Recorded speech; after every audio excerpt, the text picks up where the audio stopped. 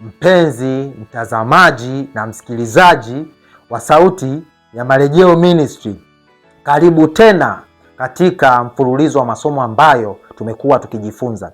Katika somo lililopita tulitazama jukumu la kusanyiko katika sikukuu ya upatanisho chini ya kichwa kinachosema chakula katika matengenezo ya afya, sehemu ya kwanza.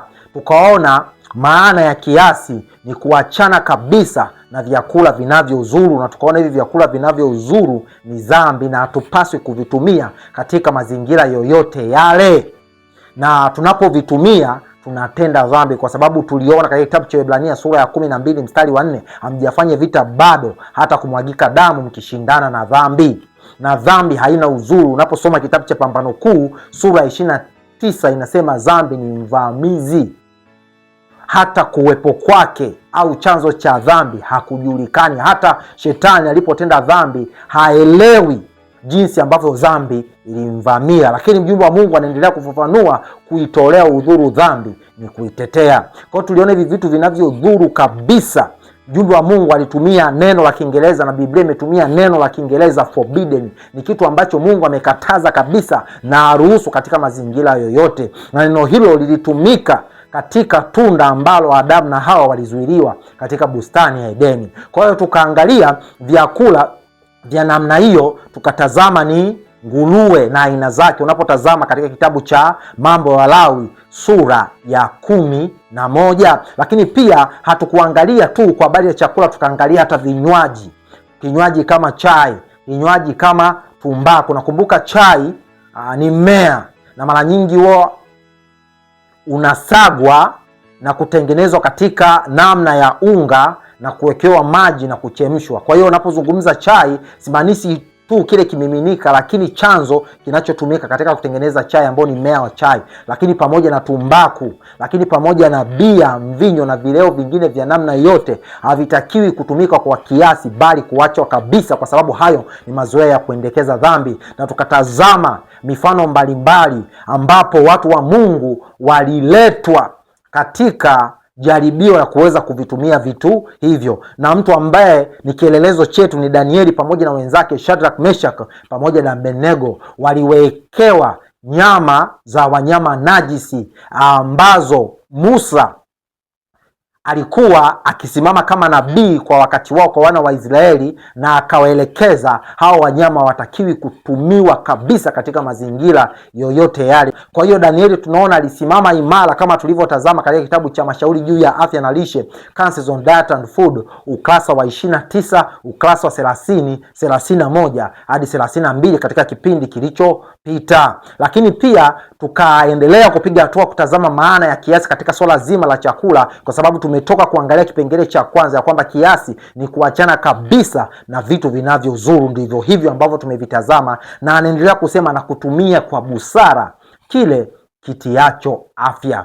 Kwa hiyo tukaona hivi vinavyotia afya vipo katika makundi mawili. Kundi la kwanza ni chakula cha dharura ambacho tuliona ni wanyama safi ambao Mungu aliwaruhusu kwa mara ya kwanza baada ya gharika, kwa sababu hakuwa na kitu chochote cha kijani cha kuweza kutumika kama chakula. Kwa hiyo Mungu aliwapatia maelekezo ya kutumia wanyama safi chini ya masharti makali, ambayo walikatazwa kutumia damu pamoja na mafuta, kama unaposoma katika kitabu cha Mambo ya Walawi sura ya 3 mstari wa 17 na kitabu cha Mambo ya Walawi sura ya 17 mstari wa 11. Kwa hiyo tukaona hicho kilikuwa ni chakula cha dharura, lakini hakikuwa chakula ambacho Mungu alikukusudia tangu mwanzo. Na tukatazama katika swala hili Mungu anatuhesabia dhambi pale ambapo tunaacha kukitumia chakula ambacho amekitoa kwa wingi, ambacho ni mpango wake tangu umbaji, na tunatumia chakula cha wanyama safi, na tuko ndani ya uwezo wa kupata chakula ambacho Mungu alikusudia jamii yote ya wanadamu iweze kukitumia. Bwana anatuhesabia dhambi. Tulitazama katika kitabu cha waraka wa Yakobo sura ya 4 mstari wa 17, neno la Mungu linasema yeye ajuae kuyatenda mema asiyatende, kwake huyo ni dhambi. Kwa hiyo tukatazama kama sisi Waadventista wa Sabato tunatakiwa kuachana na matumizi ya nyama kabisa na kurejea katika mpango wa Mungu wa awali. Na swala hili tuliona linatakiwa lifanyike kabla ya kufunga kwa mlango wa rehema, kabla ya kifo au kabla ya Jumapili kutangazwa katika nchi ya Marekani. Lazima turejee katika mpango wa awali wa chakula ambao Mungu aliutoa na ambao Mungu alimpatia Adamu kabla dhambi haijaingia katika dunia yetu. Na tukaona jinsi ambavyo pia Mungu aliwachagua wana wa Israeli ili kuwarejesha katika mpango wake wa awali wa chakula, japo walikataa, wakaasi. Na neno la Mungu linatuambia mambo hayo yaliwapata kwa mifano, yakaandikwa ili kutufundisha sisi tuliofikiriwa na misho ya zamani hizi. Kwa hiyo sisi kama Waadventista wa Sabato, kuanzia tarehe 22 mwezi wa 10 mwaka 1844 tuliingia katika sikukuu ya upatanisho, na tulitazama katika historia ya Israeli sikukuu ya upatanisho walifunga, lakini kula kwetu au kutokula kwetu lazima kuongozwe kupitia neno la Mungu. Na tukaangalia chakula ambacho Mungu anakitoa katika patakatifu. Patakatifu sio chakula cha ua wa nje, sio chakula cha patakatifu, ni chakula ambacho yalikuwa ni mapenzi yake tangu mwanzo mwanadamu kuweza kutumia. Na tukaona ni chakula ambacho kinahusisha sio tu kuacha nyama najisi, lakini hata nyama safi. Chakula ambacho kinatoka katika mimea. Biblia ya Kiingereza imetumia neno pulse, na maana ya pulse ni plant based diet. Ni chakula ambacho asili yake inatoka katika ardhi. Lakini pia tuliangalia nukuu mbalimbali ambazo zinazungumzia wale ambao wanatarajia marejeo ya Kristo upesi. Nyama itakoma kuwa sehemu ya chakula chao, na hiyo nyama inayozungumziwa hapa ni nyama safi. Na nitakusomea nukuu leo ambayo inasema Mungu hapendezwi pale ambapo tunakuwa tunafikiria kuhamishwa katika dunia hii ya dhambi na kwenda katika makao ya amani, huku tukiendelea kula minofu ya wanyama au tunaendelea kuua wanyama wasiokuwa na hatia.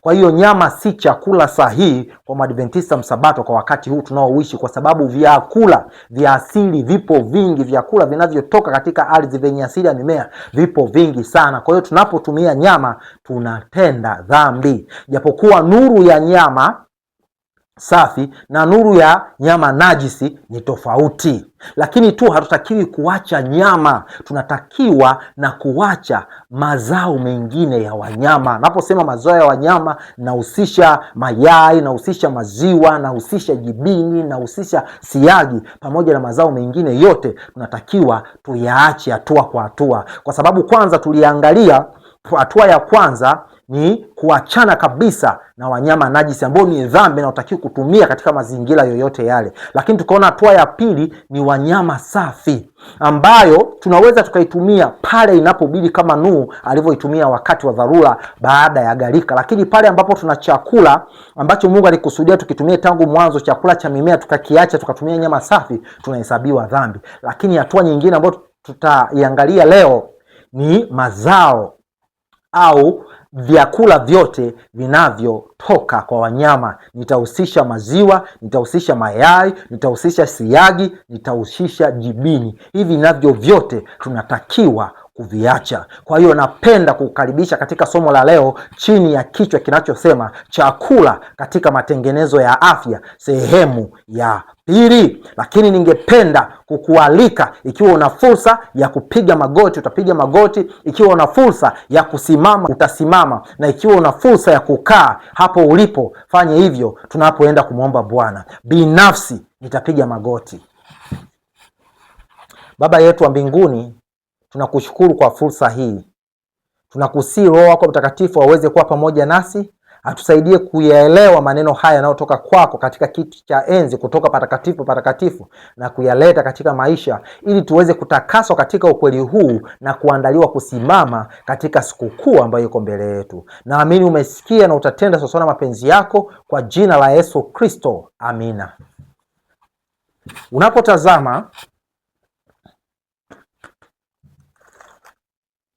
katika kitabu cha Mashauri juu ya Afya na Lishe, hiki ni kitabu muhimu sana ambacho pia nakupendekezea uweze kukipata, kwa sababu ni kitabu ambacho kinafafanua kwa upana nuru ya matengenezo ya afya, hususan matengenezo ya chakula, au hususan somo ambalo tunajifunza chakula katika matengenezo ya afya. Unapoangalia katika kitabu cha Counsels on Diet and Food, hizi ni kurasa za Kiingereza, ukurasa wa 388, mjumbe wa Mungu anasema lishe ya nyama ni jambo nyeti. Anaendelea kusema, je, mwanadamu ataishi kwa kutegemea nyama za wanyama waliokufa? Anasema jibu kulingana na nuru ambayo Mungu ameitoa ni hapana. Ijapokuwa sio dhambi ikilinganishwa na nuru ya wanyama najisi, lakini pale ambapo tuna chakula cha asili ambacho Mungu ametupatia kwa wingi, tunakiacha na tunatumia hawa wanyama ambao ni safi, Bwana anasema hapana, hajaturuhusu, anatuhesabia dhambi hata sisi Waadventista wa Sabato, kwa sababu tuna nafasi ya kutenda mema, tuna nafasi kubwa ya upendeleo ya kufunuliwa chakula ambacho Mungu anahitaji tukitumia ili tuweze kufikia ukamilifu, lakini tunakataa. Kwa hiyo Mungu atatuhesabia dhambi. Ndio maana hapa anaendelea kusema jibu kulingana na nuru ambayo Mungu ameitoa ni hapana, hapana kabisa. Taasisi za matengenezo ya afya zinapaswa kutoa elimu kuhusiana na swala hili. Matabibu wanaodai kuelewa mwili wa binadamu hawapasi kuwashauri wagonjwa wao kuishi kwa kutegemea nyama za wanyama waliokufa. Wanapaswa kuonyesha kuwa kuna ongezeko la magonjwa katika wanyama. Ushuhuda wa wachunguzi ni kwamba ni wanyama wachache wasio na magonjwa, na kwamba ulaji wa nyama kwa wingi hupelekea magonjwa ya kila aina. Unajua, tunapokiuka kanuni ya Mungu hatutapata tu madhara kiroho na kiakili, hata kimwili. Ndio maana matokeo ya ulaji wa nyama husababisha magonjwa kama haya. Nabii anayataja, anasema na kwamba ulaji wa nyama kwa wingi hupelekea magonjwa ya kila aina, saratani. Kwa hiyo watu wengi pia leo wanaugua saratani ni kwa sababu ya matumizi ya nyama. Anaendelea kusema vimbe mbalimbali ambazo zinatokea katika mwili wa mwanadamu ni kwa sababu pia ya mtindo wa maisha, hususan katika swala la utumiaji wa nyama. Anaendelea kusema mafindofindo, kifua kikuu na magonjwa mengine yanayofanana na hayo. Kwa hiyo tunapotii maagizo ya Mungu ndipo utakapokula mema ya nchi. Hatutafanikiwa tu kimwili na kiakili, lakini kiroho pia. Lakini kama tutakiuka, tutakosa manufaa yote ambayo Mungu anakusudia tuweze kuyapata kimwili, kiroho na kiakili. Unapoendelea kutazama katika kitabu hiki cha mashauri juu ya afya na lishe, Counsels on Diet and Foods, ukurasa wa 388, anaendelea kusema wale wanaotumia vyakula vya nyama kwa uhuru mara nyingi hawana akili pevu na changamfu. Na tulitazama katika kitabu cha huduma ya uponyaji, lakini hapa na kitabu cha matukio ya siku za mwisho. Hiki kitabu cha matukio ya siku za mwisho kimekusanya nukuu mbalimbali ambazo zinazungumzia mada husika. Kwa hiyo nitasoma katika kitabu cha huduma ya uponyaji, Ministry of Healing, ukurasa wa 128. Usikilize.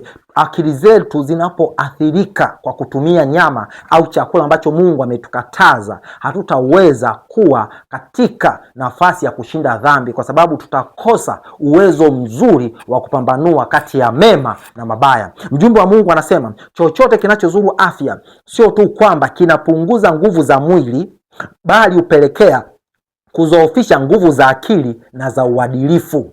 Anaendelea kusema hapa, kuendekeza tendo lolote lisilo la kiafya humfanya mtu kushindwa kutofautisha kati ya jema na baya, na hivyo kuwa vigumu zaidi kushinda uovu. Na tukishindwa kushinda uovu, hatutaweza kusimama katika sikukuu ambayo yuko mbele yetu. Ndio maana hapa anasema wale wanaotumia vyakula vya nyama kwa uhuru mara nyingi hawana akili pevu na changamfu. Na katika kitabu cha mashauri juu ya afya na lishe, ukurasa wa 59, tuliona wale ambao ni watumwa kwa uchu wa chakula watashindwa kukamilisha tabia ya Kristo, kwa sababu ukamilifu unaanzia katika fikra, katika akili. Ndio maana muhuri wa Mungu unaweka katika kipaji cha uso, mahali ambapo tunafanyia maamuzi. Kwa hiyo kama akili zetu tutazinajisi kwa chakula ambacho neno la Mungu halijaturuhusu, baada ya kuelewa nuru ya patakatifu na kuelewa huduma ambayo Kristo anaifanya katika chumba cha pili katika hekalu la mbinguni, hatutafikia ukamilifu na tutapokea chapa ya mnyama. Ndio maana panaendelea kusema wale wanaotumia vyakula vya nyama kwa uhuru mara nyingi hawana akili pevu na changamfu, kwa sababu matumizi ya wanyama hupelekea kufutuka kwa mwili na kuziba fahamu safi za akili. Lakini anaendelea kusema katika kitabu hiki cha mashauri juu ya chakula na lishe, Counsels on Diet and Food, ukurasa wa 380. Mjumbe wa Mungu anasema hata kiwango kidogo cha nyama hakipaswi kuingia matumboni mwetu. Ulaji wa nyama ni kinyume na asili. Lugha ya Kiingereza imesema the eating of flesh is unnatural.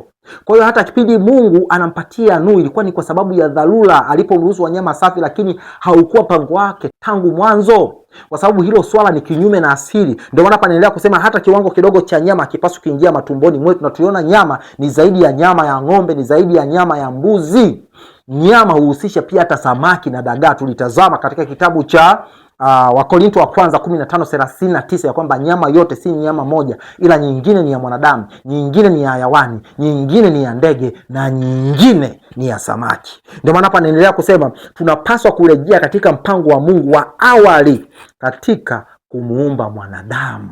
Na mpango wa Mungu wa awali katika kumuumba mwanadamu ni kutumia vyakula vinavyotoka katika nchi, ni kutumia vyakula vinavyochipua katika ardhi, kwa sababu sisi tumeumbwa kutoka katika mavumbi, na vile vinavyochipua na kutoka katika mavumbi ndivyo vinavyofaa kwa ajili ya afya yetu ya kimwili, kiakili pamoja na kiroho. Anaendelea kusema hapa mjumbe wa Mungu katika kitabu cha Mashauri juu ya afya na lishe, ukurasa 380. Mjumbe wa Mungu anasema, je, huu sio wakati ambao wote, sio wachache, kwa sababu kuna wengine wanasema baadhi wanatakiwa kufanya matengenezo ya afya, baadhi hawatakiwi kufanya. Ni kweli matengenezo ya afya ni hatua kwa hatua, na mimi naweza nikafanya sasa hivi, mwingine asifanye, lakini kuna mpaka. Napokufa bila kufanya matengenezo ya afya na hukumiwa. Na amri ya Jumapili sijui ni lini itatangazwa, na ukija ukafuatilia matukio na jinsi mambo yanavyoenda, amri ya Jumapili ipo karibu kuliko vile ambavyo tunafikiri. Kwa hiyo wakati uliokubalika ni sasa. Tusijiwekee nyakati za mbele. Neno la Mungu linatuambia chochote tunachokosa kukishinda leo, hatimaye kitatushinda na kutuangamiza. Na unaambiwa leo kama tutaisikia sauti yake, tusifanye migumu mioyo yetu. Kwa hiyo wakati wa kufanya matengenezo ni sasa. Ndio maana panaendelea kusema, je, huu sio wakati ambao wote wa Adventista wa Sabato tunatakiwa tufanye matengenezo ya afya, washiriki na wachungaji, watu wa kila namna, tukihitaji kupata ushindi dhidi ya dhambi. Anaendelea kusema, je, huu sio wakati ambao wote wanapaswa kuacha vyakula vya nyama? Inawezekanaje kwa wale wanaotafuta kuwa safi, wanyoofu na watakatifu, ni mimi na wewe, anasema, ili waweze kuwa na ushirika na malaika wa mbinguni, kuendelea kutumia kama chakula ambacho kina madhara kiasi hiki katika mwili na roho? Wanatumia nini kama chakula? Nyama hii ambayo wanatakiwa waiache. Anaendelea kusema, wanawezaje kuchukua uhai wa viumbe wa Mungu ili kula nyama zao kama burudani? Kwa hiyo Mungu anaona tunafanya anasa kwa kuacha chakula chake ambacho ametupatia tangu mwanzo kwa wingi na kutumia nyama za wanyama safi. Bado Mungu anatuhesabia hatia na tunakuwa tunaendekeza uchu na tunaingia katika anasa. Anaendelea kusema hapa ya kwamba hebu badala yake warejee kwenye vyakula vya kiafya na vitamu alivyopewa mwanadamu hapo mwanzo. Tulitazama katika kitabu cha Mwanzo 1:29. Anaendelea kusema, na wao wenyewe waonyeshe huruma na kuwafundisha watoto wao kuonesha huruma kwa viumbe bubu ambao Mungu aliwaumba na kuwaweka chini ya utawala wetu. Lakini kama wanyama wangeongea, wangesema jamani, msituchinje, tuoneeni huruma.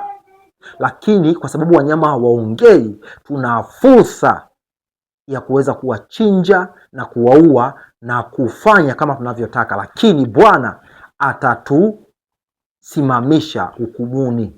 Tutatoa hesabu kwa kila mwale wa nuru uliokuja na tukaupuuzia, tukaukanyaga chini kwa sababu ya tamaa zetu wenyewe. Kwa hiyo Bwana tusaidie tuweze kuamka na kuweza kufanya matengenezo. Kwa hiyo tuliona nyama zote safi pia zinatakiwa kuachwa tunapoingia patakatifu patakatifu, kwa sababu kazi ambayo anaifanya Kristo katika patakatifu patakatifu ni kazi ya kurejesha. Kwa hiyo anaturejesha sio tu kiroho, anaturejesha pia hata kimwili katika chakula na mfumo wa maisha ambao Adamu alikuwa nao kabla dhambi haijaingia duniani.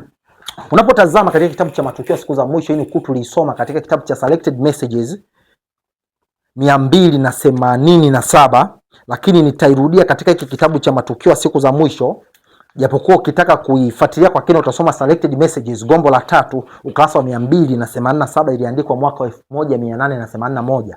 Anaendelea kusema hapa, tuliona hii ni hatua ya kwanza, hivi vitu havitaki kutumika kabisa na ni dhambi. ikijumuisha na wanyama najisi wa Mambo ya Lawi 11. Anasema chai, kahawa, tumbako na pombe lazima tuvidhihirishe kama mazoea ya kuendekeza dhambi. Kwa hiyo hivi hatutakiwi kuvitumia kabisa. Anaendelea kusema hatuwezi kuviweka kundi moja na nyama, mayai, jibini na vitu vile viwekavyo mezani.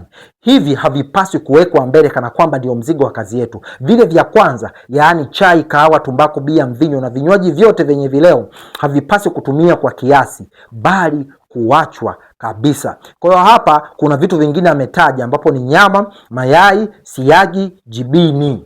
Kwa hiyo unaposonga mbele katika matengenezo ya afya pia hauwezi ukafananisha madhara ya nyama pamoja na mayai, siagi na jibini. Kwa hiyo kumbe mtu wa Mungu anapoelewa nuru ya matengenezo ya afya anaachana kabisa na wanyama najisi, afu anaachana na nyama safi, lakini pia anachofuata kuachana nacho ni mazao, maziwa, mayai, jibini na siagi, aviweke kando na mwisho wa siku arejee katika chakula kilichokuwa mpango wa Mungu tangu mwanzo. Ndio maana unapotazama katika kitabu cha Shuhuda kwa Kanisa gombo la 7 ukurasa wa 135, mjumbe wa Mungu anasema maziwa, mayai na siagi havipasi kuwekwa kundi moja na nyama. Kwa hiyo nyama ina madhara zaidi kuliko hivi, lakini je, kwa sababu havina madhara kulinganisha na nyama tuvitumie? Hapana, sio mpango wa Mungu tangu mwanzo. Na kama niko katika nafasi ya kupata vyakula vinavyoweza kunirutubisha na kunipatia afya njema pasipo kutumia mayai, siagi, maziwa na jibini na nikaendelea kuvitumia, nahesabiwa dhambi. Kwa Mungu anahitaji utiifu katika mambo yote. Anahitaji tuongozwe kwa neno lake na sio matamanio yetu. Ndio maana hapa anaendelea kusema mara nyingine matumizi ya mayai yana manufaa. Hapa anazungumzia kwa wakati wake. Kwa wakati wake Bwana bado hakumpatia nuru ya kuachana na maziwa pamoja na mayai, lakini alioneshwa muda si mrefu wanatakiwa waachane na vitu hivyo na warejee kikamilifu katika mpango wa Mungu wa awali katika chakula kama ilivyokuwa katika bustani ya Edeni. Anaendelea kusema wakati haujafika wa kusema kwamba matumizi ya mayai na maziwa yanapaswa kuachwa kabisa. Kwa wakati huo ilikuwa bado, lakini kwa sasa tunatakiwa kuacha. Ni miaka mingi imepita, tutakuja tutaangalia, kwa sababu kipindi cha nabii alikuwa akitumia, lakini alisema nuru ya matengenezo ya chakula inatakiwa kuwa iwe endelevu. Hatua kwa hatua tuanze kuacha kimoja hadi kingine. Kama wao waliacha nguruwe, wakaacha nyama pamoja na siagi pamoja na jibini, lakini maziwa na mayai walikuwa kitumia. Lakini alioneshwa watu wa Mungu watatakiwa pia kuachana navyo na kurejea kikamilifu katika mpango wake wa awali katika chakula. Na tukirejea kikamilifu katika mpango wa Mungu aliyoutoa katika bustani ya Edeni katika swala zima la lishe, tutapata uwezo wa kushinda kila aina ya jaribu. Ndio maana Yesu alipojaribiwa mara ya kwanza ilikuwa ni katika uchu wa chakula, na aliposhinda hapo alipata nguvu ya kushinda majaribu mengine yote. Anaendelea kusema hapa ya kwamba kuna familia maskini ambazo lishe yao inahusisha mkate na maziwa kwa sehemu kubwa. Wana matunda kidogo na wawezi kumudu kununua vyakula vya karanga. Katika kufundisha matengenezo ya afya kama ilivyo katika nyanja nyingine za Injili, tunapaswa kuwafikia watu pale walipo. Ni kweli wanatakiwa wafikiwe, lakini wanapopata mbadala, wanapopata vyakula ambavyo Mungu amevitoa kwa wingi, ambavyo ni mpango wake tangu mwanzo, na wakaacha wakaendelea kutumia vitu hivi, mayai pamoja na maziwa, japokuwa havipo katika nuru moja na nyama safi, bado Bwana atawahesabia hatia. Anaendelea kusema hapa ya kwamba wana matunda kidogo na hawawezi kumudu kununua vyakula vya karanga. Katika kufundisha matengenezo ya afya kama ilivyo katika nyanja nyingine za Injili, tunapaswa kuwafikia watu pale walipo mpaka tutakapoweza kuwafundisha namna ya kuandaa vyakula vya matengenezo ya afya ambavyo ni vitamu, vyenye kurutubisha na visivyo na gharama. Hatuko huru katika kuwasilisha kanuni zilizoendelea zaidi za lishe ya matengenezo ya afya. Anaendelea kusema hapa pia katika kitabu cha Huduma ya Uponyaji Ministry of Healing 302, akizungumzia pia siagi kwa wakati wake ilitakiwa kuachwa kabisa, japokuwa ilikuwa kundi moja na nyama safi, lakini ilitakiwa kuachwa. Na nabii hakutumia siagi, aliacha kitu ambacho hakuacha kwa wakati wake, na kama angekuepo sasa hivi katika wakati wetu angeachana navyo maziwa na mayai, kwa sababu aliandika, alioneshwa matengenezo ya chakula yanatakiwa kuwa endelevu mpaka turejee katika mpango wa Mungu wa awali. Ndio maana hapa anaendelea kusema siagi na madhara kidogo ikiliwa na mkate wa baridi. Hapa anaelezea sio kwamba siagi ina madhara, ina madhara, lakini madhara yake unapotumia kwa namna fulani haiwezi akawa makubwa kama unavyotumia katika namna nyingine. Ndicho anachokieleza hapa. Anasema siagi na madhara kidogo ikiliwa na mkate wa baridi kuliko inapotumika katika upishi, lakini kama kanuni isemavyo ni bora kuachana nayo kabisa. Kwa hiyo siagi haifai kwa ajili ya chakula, ni bora kuachana nayo kabisa. Kwa hata nabii hakuitumia. Ndio maana unapoendelea kusoma katika kitabu cha Leta barua 45, hii barua ni ya mwaka 1903. Kwa piga picha miaka 1903 mpaka sasa hivi tuko 2026, ni miaka mingi imepita wapendwa. Takriban miaka 130, miaka mingi sana. Kwa hiyo tunatakiwa kuachana kabisa na hivi vitu ambavyo amevitaja hapo, japokuwa hatuwezi tukaviweka katika kundi moja na nyama safi. Anaendelea kusema, kwangu mwenyewe nimekwisha tatua swala la siagi, siitumii. Kwa hata nabii hakutumia siagi, alirejea katika chakula ambacho Mungu alimwelekeza kwa wakati wake. Na naendelea kusema hapa pia katika kitabu cha Shuhuda kwa Kanisa Gombo la 7, Shuhuda kwa Kanisa Gombo la 7 ukurasa wa 135, mjumbe wa Mungu anasema, hebu matengenezo ya lishe yawe endelevu. Hebu watu wafundishwe namna ya kuandaa chakula pasipo kutumiwa maziwa au siagi, kwa sababu alijua kuna wakati utakuja ambapo hata maziwa pamoja na mayai havitahitajika kutumiwa kwa watu wa Mungu, na Mungu atawapatia watu wake mbadala, na atawapatia maarifa ya kutengeneza chakula kitakachowapatia afya zaidi ya kimwili, kiakili na kiroho. Anaendelea kusema hapa, waambie kwamba wakati utakuja hivi karibuni ambapo haitakuwa salama kutumia mayai, maziwa, krimu au siagi, kwa sababu magonjwa katika wanyama yanaongezeka sawasawa na ongezeko la uovu miongoni mwa wanadamu. Wakati umekaribia ambapo kwa sababu ya uovu wa kizazi cha wanadamu kilichoanguka, uumbaji mzima wa wanyama utaathirika na magonjwa yanayoilaani dunia yetu. Mungu atawapa watu wake uwezo na mbinu za kuandaa chakula pasipo kutumia vitu hivi.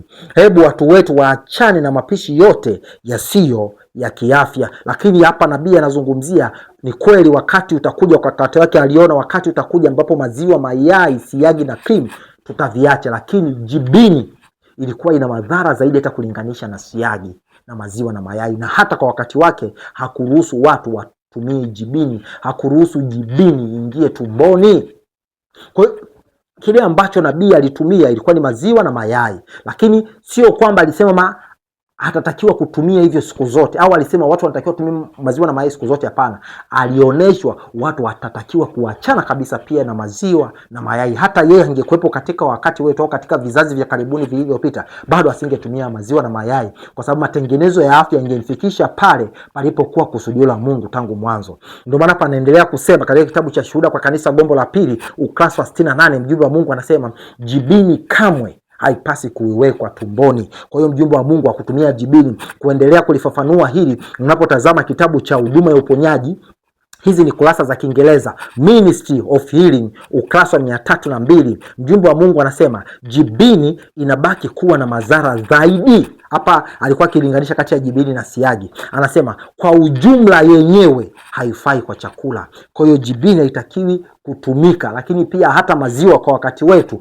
pamoja na mayai hatakiwi kutumika, kwa sababu kwa wakati ule ilikuwa ni zamani sana, lakini alioneshwa wakati utakuja ambapo watu wa Mungu wataachana na hivi vitu. Na kusema mbali sana, alisema karibuni, kama tulivyosoma katika nukuu iliyopita ya kitabu cha Shuhuda kwa Kanisa Gombo la 7 ukurasa wa 135. Mjumbe wa Mungu anaendelea kusema katika kitabu hiki cha Shuhuda kwa Kanisa Gombo la 7 ukurasa wa 135 na ile ya pili, anasema kwa kanuni na mfano muweke wazi kuwa chakula ambacho Mungu alimpatia Adamu ni chakula gani. Tutakiangalia na ndicho tutaanza kukitazama katika somo linalofuata. Anasema kwa kanuni na mfano muweke wazi kuwa chakula ambacho Mungu alimpatia Adamu katika hali yake ya ukamilifu ni bora kwa matumizi ya mwanadamu kadiri anavyotafuta kufikia ukamilifu. Kwa hiyo tunavyotafuta kupata hali ya ushindi dhidi ya dhambi, lazima turejee katika mpango wa Mungu wa awali. Lazima tuachane na nyama safi, sio tu nyama safi na maziwa na mayai na jibini na siagi, na kurejea katika chakula ambacho Mungu alikitoa kwa wingi kabla dhambi haijaingia katika dunia yetu. Na ukija ukatafakari maswali na ukajiuliza maswali, ni chakula gani hiki? Ni chakula ambacho tulikitazama katika kitabu cha Mwanzo. Unapoangalia katika kitabu cha Mwanzo sura ya kwanza mstari wa 29, nitakukumbusha tu neno la Mungu linasema, Mungu akasema, tazama nimewapa kila mche utoao mbegu. Hapa anazungumzia habari ya nafaka. Anasema ulio juu ya uso wa nchi yote pia, na kila mti ambao matunda yake yana mbegu. Hapa anazungumzia matunda, kundi la pili. Kwa hapo kuna nafaka na matunda. Anasema vitakuwa ndivyo chakula chenu. Lakini unapoendelea kutazama katika kitabu cha Mwanzo sura ya 3 mstari wa 18, kuna chakula kingine ambacho wanaongezewa. Anaendelea kusema pia kwamba michongoma na miba itakuzalia, nao utakula mboga za kondeni. Kwa hiyo Bwana pia aliwapatia mboga. Ndio maana unaporejea pia katika kitabu cha Mwanzo sura ya 9, Mwanzo sura ya 9 mstari wa 3, anasema kila kiendacho kilicho hai kitakuwa chakula chenu, kama nilivyowapa mboga za majani. Kwa hiyo Bwana pia baada ya kumpatia mwanadamu nafaka pamoja na matunda, alimpatia mboga.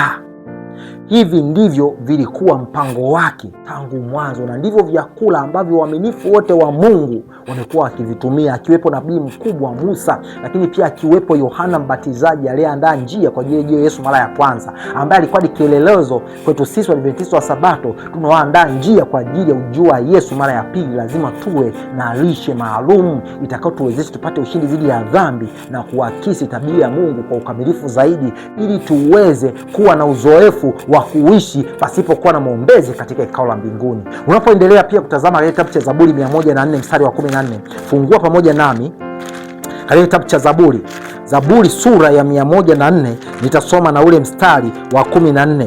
Neno la Mungu linasema, huyameesha majani kwa makundi na maboga kwa matumizi ya mwanadamu, ili atoe chakula katika nchi. Kwa hiyo chakula kinachofaa kinatoka katika nchi. Kwa hiyo tunapotafuta kurejea hali ya ukamilifu, tunapotafuta kuishi maisha ya kukoma kutenda dhambi ambayo Adamu alikuwa nayo kabla hajaasi maagizo ya Mungu, lazima turejee katika chakula alichokitumia, kwa sababu anguko lilianzia katika chakula na ushindi wa kila namna utapatikana kupitia chakula. Ndio maana kuna nukuu tuliisoma katika kitabu cha Kiasi inayosema ya kwamba kiasi pekee ndio msingi wa ushindi wote tunaoweza kupata, na ndio msingi wa neema zote zinazotoka kwa Mungu. Lakini kile ambacho Biblia inasema ndicho ambacho roho ya unabii inasema. Unapotazama katika kitabu cha Ministry of Healing, huduma ya uponaji, ukurasa wa 296, mjumbe wa Mungu anasema nafaka, matunda, kalanga na mboga huunda lishe iliyochaguliwa kwa ajili yetu na muumbaji wetu.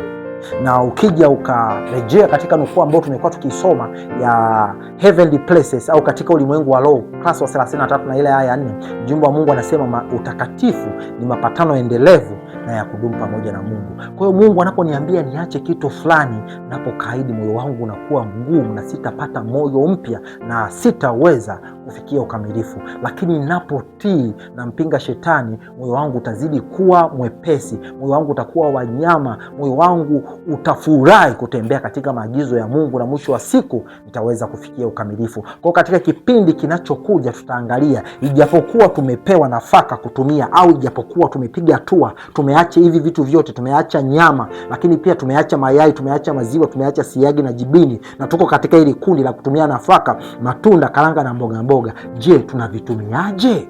Kwa sababu kiasi hakihusishi tu kuachana kabisa na kile kinachozuru, lakini pia kinahusisha kutumia kwa busara vile vinavyotia afya. Kwa hiyo napenda kukualika na kukaribisha katika somo linalofuata chini ya kichwa kinachosema chakula katika matengenezo ya afya, sehemu ya 3. Hapa tutaendelea sasa kutazama ni jinsi gani tunaweza tukavitumia vyakula hivi kwa usahihi, ili tusiendekeze uchu wa chakula, kwa sababu unaweza kuwa umeacha hivyo vyote lakini bado moyo wako ukawa hujabadilishwa, bado ukawa una uchu wa chakula. Au wengine wanajivunia kwa kuacha nyama, kwa kuacha mayai, kwa kuacha maziwa, siagi na jibini, lakini bado hata hawana mpangilio maalum wa kula, bado hata wajui jinsi ya kuvitumia hivi vyakula ambavyo Mungu alikusudia tuvitumie tangu mwanzo. Kwa hiyo usikose katika mfululizo somo hili chakula katika matengenezo ya afya, sehemu ya 3.